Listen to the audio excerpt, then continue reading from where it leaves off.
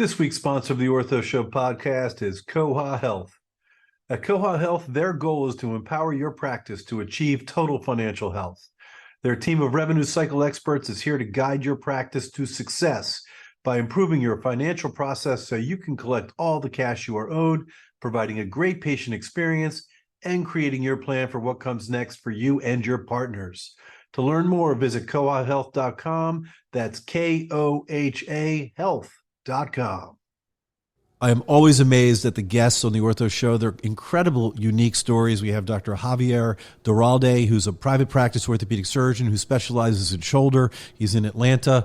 A remarkable story, an immigrant son who goes to Harvard. His father tells him, no, why are you going to Harvard? But yet goes to Columbia for medical school and residency, serves his country for 4 years in some of the craziest conflicts as the Cold War is ending and the Berlin Wall is falling, and then the Gulf War starts, and then comes back, does a shoulder fellowship with Dr. Biliani, and starts really as one of the first shoulder specialists in Atlanta, and then his time at the Atlanta Braves, and now as the immediate past president of the American Shoulder and Elbow Society.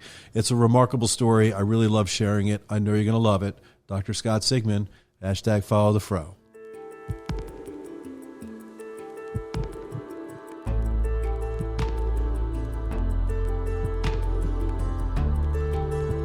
From Medical Media, this is The Ortho Show.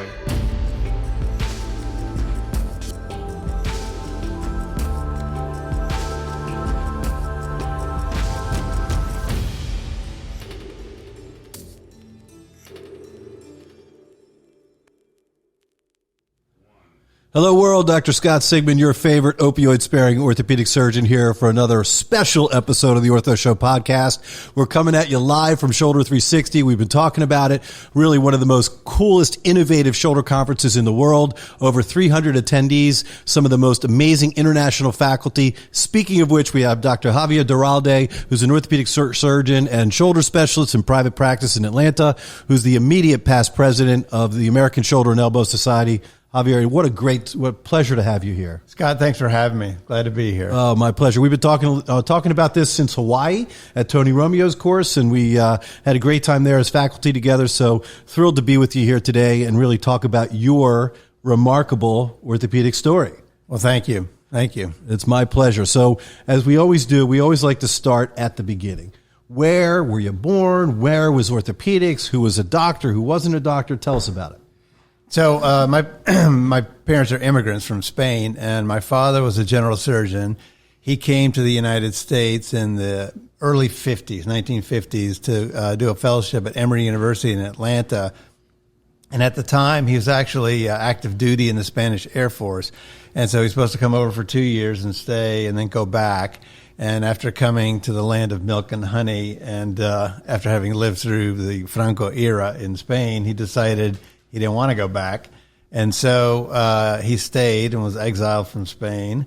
Exiled from Spain, yeah. Not going home. Not going home, which was very difficult because when he finished his training program here, his visa was about to run out, and he almost had to move to Colombia, South America. But fortunately, he was able to get accepted into a residency program. So he repeated his residency, and it's a very, very tough life. And then when he finished his residency, he had to work for the state for 5 years because he was waiting for his citizenship, so he couldn't be in private practice. Amazing. Yeah, so when he finished his residency, he had 3 kids. And then I was born number 4. I was born in North Georgia.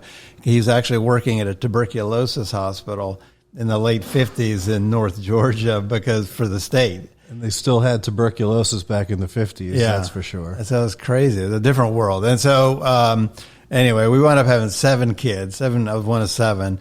And when I turned 5, he became a citizen, and that's when we moved back to Atlanta, and he started his private practice there. So we've had a lot of foreign medical grads on the show, and it's a challenge. It sounds like Dad's challenge was greater than most. I mean, yeah. Being exiled from your home country and then having to start all over again through a residency program and then to obtain U.S. citizenship is really quite remarkable. Right. Great story. And so, as in all immigrant parents, right, they tell you that you got to go to school, you got to learn the language, you got to study, hard, and you got to go to college and all those things. And most of the time they say, and we want you to go to Harvard. You actually did that. you were accepted to Harvard and graduated in 1979, but I guess your dad wasn't too happy about the idea of Harvard. Well, my father was old school, and in Spain, they don't have an undergrad. You go straight from high school to your professional school. So my father never quite understood what a BA was, but he thought it was a total waste of time. And so also the tradition in Spain is that you go to college locally and you live at home. And so he thought we would all go to Emory and live at home while we were in college, which of course is not the American way. Yeah, no, it would have been a complete waste of time for one of my kids to go to Harvard. So I can't imagine that you were quite understanding that process. Well, so my older brother had to literally convince him that it was worth it for him to go to Harvard. So my older brother actually went there before I did. And then when I got to where I was applying for college, he said, well, you can either go to Emory or Harvard. Those are your two choices. So those are the only two colleges I applied to. Oh, that's what an amazing story. So Harvard it is, and obviously you do well there. Dad was a doctor. It sounds like there are other doctors in the family as well. Yeah, so out of the 7 of us, 4 of us went to medical school. That's awesome. Yeah. And so you obviously did well. You go to Columbia for medical school, which was not an easy feat as well. Tell us about your time at Columbia. So, my brother was sort of a trailblazer for me, and he went to Emory for medical school, and he hated it. And so he said, you should think about Columbia. I have a lot of friends there that really like it.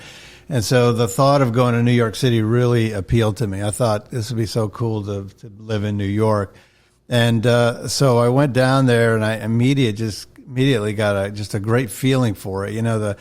When you apply to Columbia Medical School, it's handwritten. They don't let you type it. And so you immediately get that feel that even though you're in the big city and it's sort of New York, that it's a warm place, and their heart's in the right spot. So I really loved it. I became totally intoxicated with New York City. I just loved living there. And so then I had the opportunity to stay there for residency, so I took it.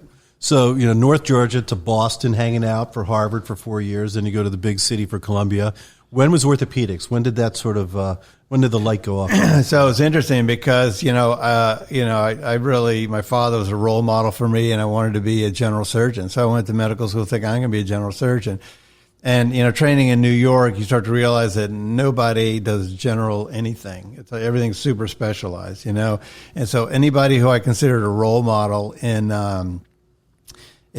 general surgery was subspecializing in something else. And I realized, okay, so this is not a field for the future. My father, God bless him, he knew that general surgery was a dying field, and he said, you should go into orthopedics. And so it just so happened that I got into my 3rd year rotation, and you're randomly assigned to an attending for 2 weeks. And my attending was Dr. Neer, who was like the world's most famous shoulder surgeon, and I had no idea who he was.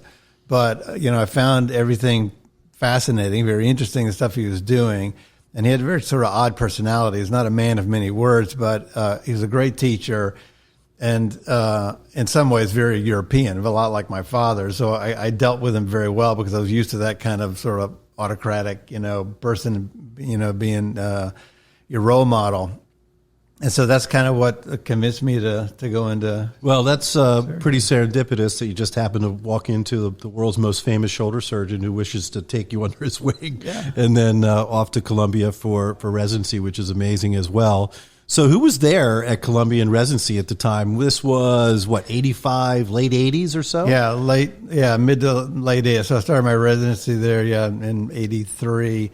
So Frank Stinchfield was the chairman emeritus. He's the person that started the Hip Society. Hal Dick was the chairman. He's a tumor guy. Bob Carroll, who's one of the world famous hand surgeons, was there.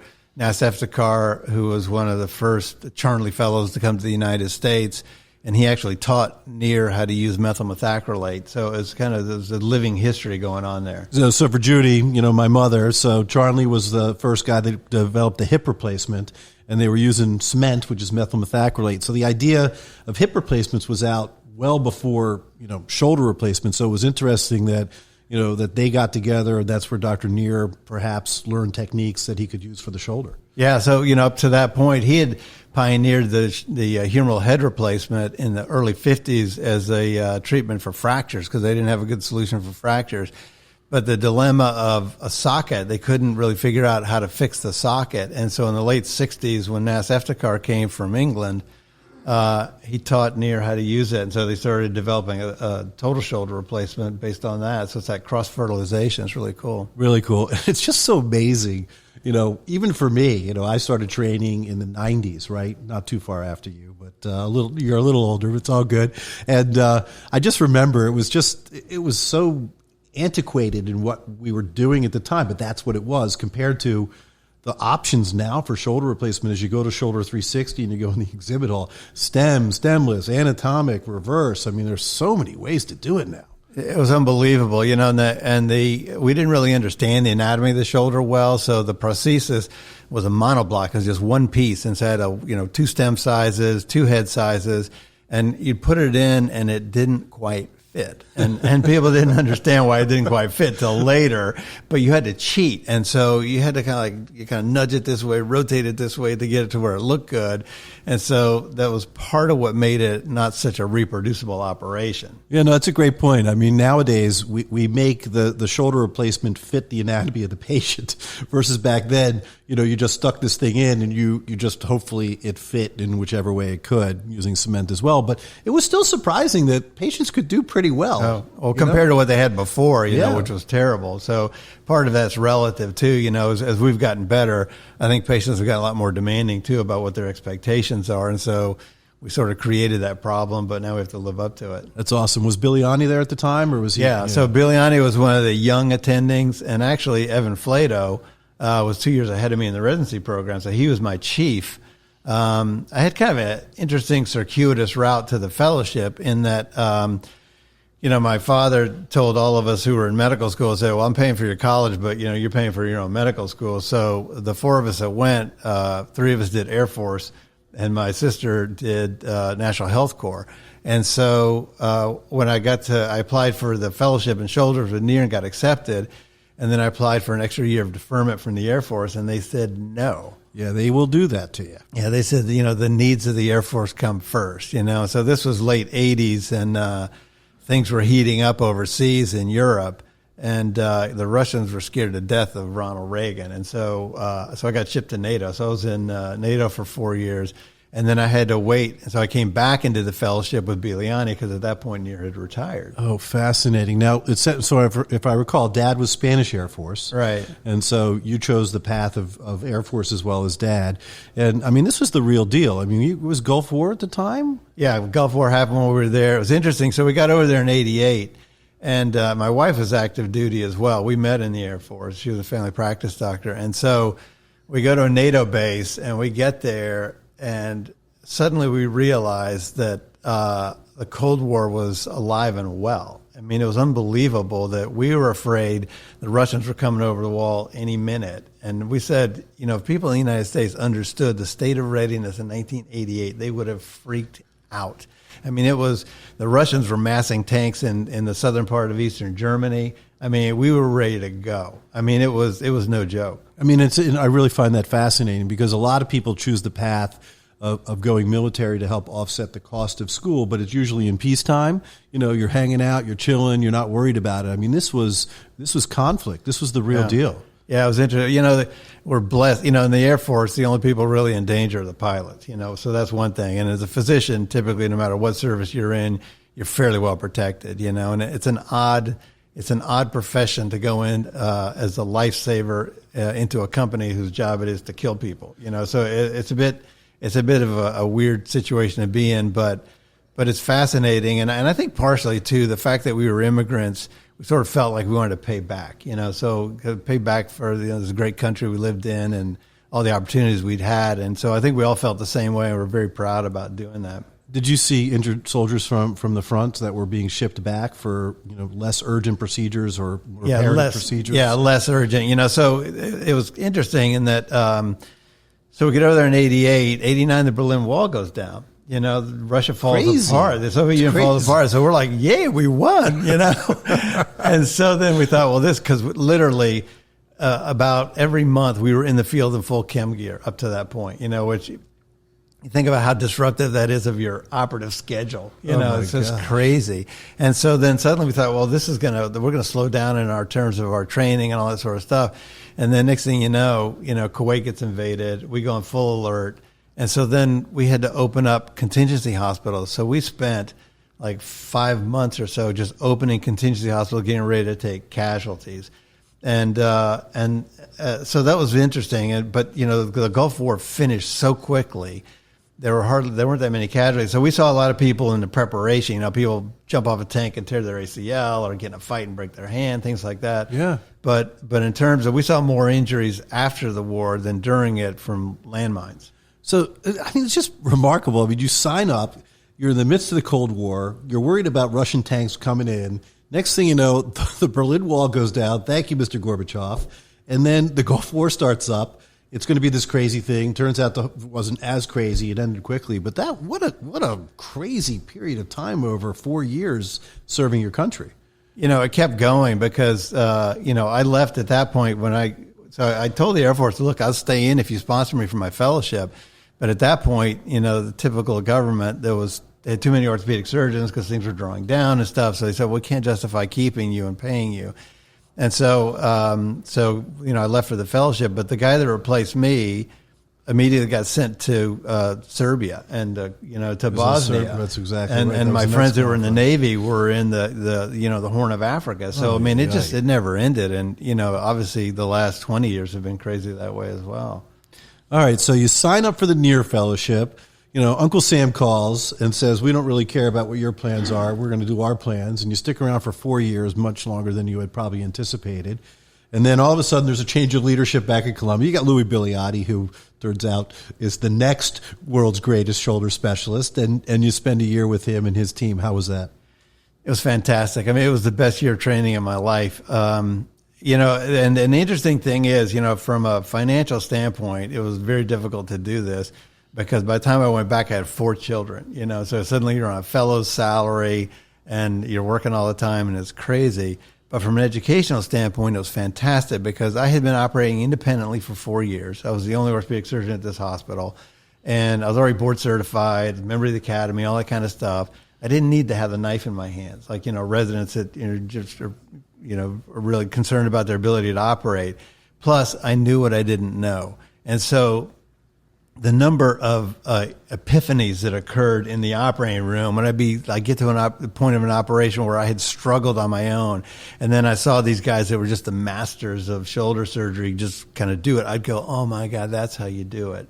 And so it was great. I had a little black book in my pocket, and I'd take copious notes on all these little subtle techniques, but it was a much, much better learning experience because of that. And, the other thing was, I trained at Columbia, so I thought, well, I know a lot about shoulders, And then I went back to the fellowship. I realized I knew nothing about shoulders. It's a whole different world when you do a fellowship. And even in 4 years, must have been significant advancements.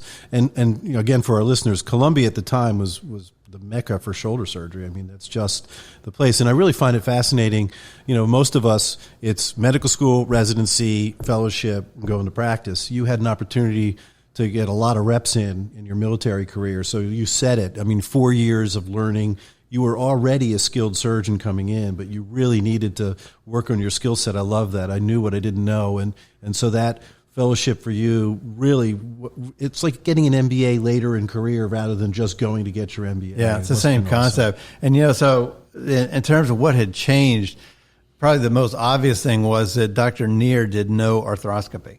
And when I was finishing my residency, Dr. Bigliani was starting to do arthroscopy, and literally he'd have the scope in the shoulder and it'd be completely red, and everybody would be looking at the screen, and there'd be multiple surgeons in there because everybody's trying to learn at the same time, and they'd be going, oh, that's a bicep. I think it's a bicep. It was about like that. I mean, it was just so like rudimentary. And then in the 4 years that happened that passed, I came back, and they were just doing acromioplasty, distal clavicle resections, those sort of operations that you could do arthroscopically at the time, and just with great facility. You know? So we caught up. So it's 93 is when you're doing your fellowship, and I'm with Bill Levine. We're up in residency together up at Tufts with J.R. Richmond, who's an outstanding arthroscopist. So we're learning that just that same moment, really how to scope. We didn't really have anchors and stuff. They were just coming out. But I'll share a great story. So Bill gets into the Columbia Shoulder Fellowship, And at Tufts, we always had a guest doc come on in. So we had Dr. Biliani come on in. So I got to do a hemiarthroplasty with Bill Levine and Dr. Biliani up at Tufts. That was really, a great time. And the other funny story about Bill is he took the Columbia Fellowship so I could get the Curl and Joe Fellowship because we both interviewed. Oh, really? Oh, that's funny. So we've been best friends ever since. But it's sort of a side note of that. His co-fellow, who was Pat Connor, was a resident in Charlotte, and I went up there to visit and do some cases with him when he was a senior resident. And he was saying, well, I've been accepted both at Curl and Joe and at Columbia, and I can't decide what to do. I said, are you kidding? Go to Columbia. Oh, that's classic. But no, it was a great moment for us all. So, all right, so you got 4 kids. You've been in the Air Force. You're doing another fellowship. You're making like $40,000 a year, working 120 hours a week. And finally, your wife says to you, Hubby, you got to get a job, right? It's time to earn some money. So you go to Atlanta and you start private practice. Yeah, so I go to Atlanta private practice, and I have to say that one of the things that influenced me to a couple of things that influenced me to not go into academics. One was that in Atlanta at Emory, they had no idea what shoulder surgery was. So I went down and interviewed with the chairman there, only because I invited myself. And he says, well, what do you do? And I said, well, I'm a shoulder specialist. And this guy was a great chairman and a real dynamic person, but people said he talked like Foghorn Leghorn, and he really did, And so poor guy just passed away recently, but he's very dynamic, great for that program. And so he says to me, he goes, now son, are you a sports surgeon or an arthroplasty surgeon?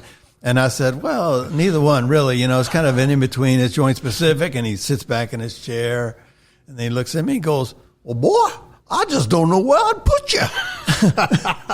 And so I went, okay, I got it, and plus after having been in the Air Force that, where somebody else controls your resources and tells you what to do, and you can't have a PA, and yes, you can't. So I said, I really want to be in a situation where I'm in control. And most of the research I was interested in was clinical anyway. And I thought, I can set up a mechanism to do this in private practice. And so I joined a large group there. There was multi-specialty. Everybody was fellowship trained. And they had one guy who had done his residency under Rockwood, and so was a good shoulder person, but he primarily did hand. And so it was a good fertile ground for me. And, if you said, Columbia was the Mecca, well, you can imagine that, New York, Connecticut, New Jersey, Boston are full of shoulder specialists. Sure. And there were none in Atlanta. Yeah. And it's funny because the Columbia Fellowship in particular, it's a brother and sisterhood that, you're part of it. Everybody, fights for each other. You all stay in touch. You all keep in touch. It's really, quite unique. And we all take it for granted now that shoulder is a specialty. But back in the day when you finished there outside of the New York area, literally the idea of being a shoulder specialist where you only worked on the shoulder was quite unique. It was totally unique in Atlanta. And so I got there and people said to me, are you sure you can make a living just doing shoulders? And so I got there in 93, and I'll tell you that I was doing 100% shoulders in the year 2000. Yeah. It took 7 years to build that practice, to convince people. And so the typical thing that you see is under treatment of pathology. Sure. Where patients come in with a certain problem and the doctors go, I'm sorry, there's nothing more we can do for you. And literally this was like Dr. Biliani was doing 4 of these guys on Tuesday. It was a sort of stuff. You get there and you go, no, there's a lot we can do.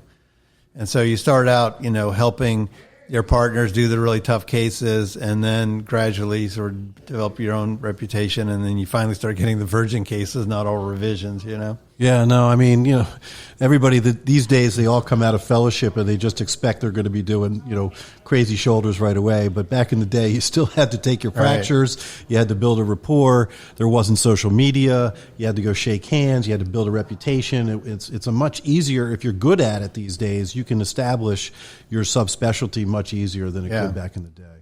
Yeah, I tried to do, basically I like to teach. And so we would teach the primary care people. We teach the physical therapists. They're a great source of referrals. And then teach other orthopedic surgeons in the area what, the possibilities were, what we could do.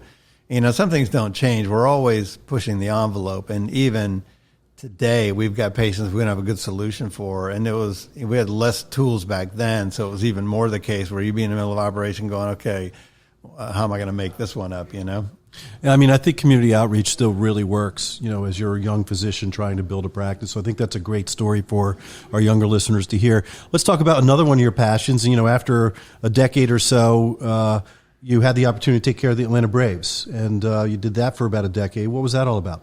Yeah, I did it for about 2 decades. 2 decades, I apologize. 19 years I was with them. So it was interesting, and I think this is one of those stories of you have to be open to opportunity, because I finished my fellowship and I said I want to just be doing adult reconstructive shoulder work. I want to be doing arthroplasty, fractures, revision work, cuffs, that sort of thing. And then I got to Atlanta. One of my partners was the head physician for the Braves, and so I had done some educational things with him. I convinced him to do a youth baseball course, and we had the Braves participate in that, and all the little league coaches and stuff. And then about a year after that, they had an opening on their staff, and I got a call out of the blue from the head trainer and said, "Would you like to join our staff?" And I had never thought about doing that. I never thought about doing sports medicine. And so I said, sure. Who could turn it down? You figure it's a great opportunity. And sadly, I knew nothing about sports medicine. It's a completely different area, and of course you did a sports medicine fellowship, so you realize all the subtleties of it. And I think that people who don't do it don't realize, all the issues. Can a player play? How serious is the injury? What are the repercussions going to be? That sort of thing. And so, fortunately, the staff was great. My partner was great in terms of teaching me, but you also start to look around, and especially when you're doing something that's very sport specific, like baseball, is very different from football and from swimming and tennis, that sort of thing, that it's hard to find a lot of literature on it, so you're reading everything you can, you're learning on the job. And I can tell you that I felt comfortable, like I really knew what I was doing after about 10 years. Yeah, I mean, you think about it, there are sport-specific injuries, right? Baseball, you think about the elbow, you think about the shoulder and the throwing motions, and that's very different than other sports, and you're exactly right. And so you had this background of shoulder, which was really operative and diagnostic in office, and then a sports medicine fellowship at Curlin Jobe, for example. We were taking care of the Lakers, the Dodgers, the Angels, so we were in the locker rooms learning how to communicate, talk to them, right? That's always an issue too, right? You're not your best friend. I'm here as your doctor. And all these secret rules that you need to learn so that you can become a part of the team and do your job. It's so true, and baseball I think is the worst, because like in Atlanta, for instance, one of my partners took care of the Hawks, and they would allow us to cross cover. So I go in the locker room, wasn't a big deal. But like the Braves, I used to joke they were like these thoroughbred racehorses, and if there was somebody different in the clubhouse, like the nostrils would flare, like, who is this, and they freak out. They might have a bad at bat and they blame it on, something in the clubhouse. It's so true. And, and it's just so funny because, I mean, these baseball players have been coddled their whole lives. I mean, if you're really good from Little League on, so it's like if you dropped them off at an airport and asked them to go fly a plane, I don't know if they could get on. Right. Because you've got managers, they got agents, they got all these people that are helping them out. But there's a lot of nuance to caring for professional athletes, and it's much more laborious than most people think. It's very difficult. So it was funny because I'd been doing it for about 10 years, and the White Sox changed their staff, and actually the Rush Group took it over. And so one of the Rush guys came up to me and goes, what's your best piece of first advice, And I said, speak as a unit, so that every person on the medical team says the exact same thing to the player. Because if they hear one thing slightly different from somebody, they freak out. And so it's so true, all these nuances of how you manage these players and setting their expectations and working with them and understanding their egos and stuff, very important. But like in the office, you see one of the players, and then you'd immediately walk out. You have to call his agent. Yep. And then you have to call the team trainer, and then you might have to call somebody else, to kind of go over everything with them. And it took 20 extra minutes after you've walked out. And then your cell phone's always on for whatever, right. Whenever. Totally. 3 o'clock in the morning. My son's got a temperature of 102 and he's 3 years old. What should I do, Doc? Right. So it's definitely, but I'm sure you absolutely loved it. Passion of yours, and was just a great 2 decades. I loved it, and I learned so much. And like you said, it was, you're not their friend, you're their doctor, but it was an opportunity to learn, and the games were fun. My wife loves baseball, so it was, I could multitask with the family there, and I absolutely loved it. But with all these professional teams, it all comes to an end at some point. Yeah, change of ownership, whatever it may be. But but then you can relax a little bit, and then you can take care of the people and all the stuff that you've learned, and you don't have to make all these extra phone calls, and all of a sudden, you're in the sweet spot in taking care of patients. And I want to talk about one of your other passions. You're the immediate past president of the American Shoulder and Elbow Society. I mean, I love that as primarily a private practitioner, you still had passion for all of these things, including being a member of society and education and all that goes with it. Just give us a short sort of synopsis of your love and passion for ASCS. So, that was always my dream to be a member of it, just a member of ASCS. And I can tell you that back in the day, it was a very small group. So in the 90s, early 2000s, there were 200 people in the organization worldwide. And so it took me a long time. It took me 9 years from the time I finished my fellowship before I got accepted. And it was like the greatest day of my life. I mean, it was just, other than, the birth of my kids, and then wife. Yeah, and we got all that stuff. stuff. So, Professionally speaking. Professional life. And so it was just fantastic, And I remember my first meeting, was just, I was like a kid in a candy shop. And you're sitting in a room with all these people whose names are on textbooks and you've been like learning from all these years. And so I never, ever in my wildest dreams thought that I would be president, but partially because I thought, well, that's, you represent the entire society. You should be somebody that's published 500, articles and peer review stuff and really be one of the most well-respected authorities. And at that time, I really didn't understand that there are skill sets that allow you to do different things. Like, I thought that like if you were the very best attending in a department that you should be chairman. But being the best surgeon and the best person that publishes the most articles doesn't mean you're the best leader. And it's a different skill set, So I also felt like somebody from private practice shouldn't be president of any of these organizations, just by principle. It should be somebody academic. And so I'd been a member of another organization, the Association of Bone and Joint Surgeons, and we're the parent group for CORE, so we publish CORE. And I had been in that, and then I rose up the ranks to be president of that, which I didn't really expect. And then this opportunity came up, and Frank Cordasco was really the person that pushed me, and I was his course chairman in 2019. And he said, you should really think about being president. And I was giving him the I'm not worthy, and he said, no, you can do the job. And so I thought about it. And I had, been department chairman at our hospital. I'd run the ORs. I'd run the system for, large hospital system. I'd been president of our group. And so I'd had a lot of leadership, a lot of leadership. And I'd been president of Georgia Orthopedic Society. So I had a lot of leadership skills. And I thought, I could do this. And so I think it's also very important to push yourself, to make yourself grow as a person. And so to put yourself in slightly uncomfortable situations where you think, okay, I'm probably not the best at the world at this, but I think I can grow into it. And so I threw my hat in the ring, and people said, you put your hat in the ring and you might get in. And if you don't get in, apply next year. And I'm like, yeah, I'm not doing that, And so I got really lucky. I applied once and I got it. And so the lineage, so it's a process, right? 2 or 3 years to get there. Yeah, it's a 5-year. You're on the presidential commitment. line for 5 years, and so the middle year, your third year, you're president. Fascinating.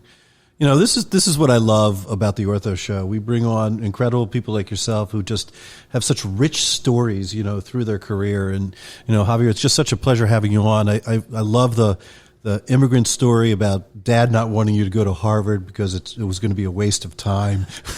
The fact that you pushed through and were at the beginnings of the world of shoulder and then served your country for 4 years and and then your time with baseball and ASES. I mean, it's just a rich story, and we can't thank you enough for coming on the show. Well, thank you for having me, Scott. I really appreciate the opportunity to tell it. No, it's wonderful. This is Dr. Scott Sigman, #FollowTheFro, host of The Ortho Show. Till next time.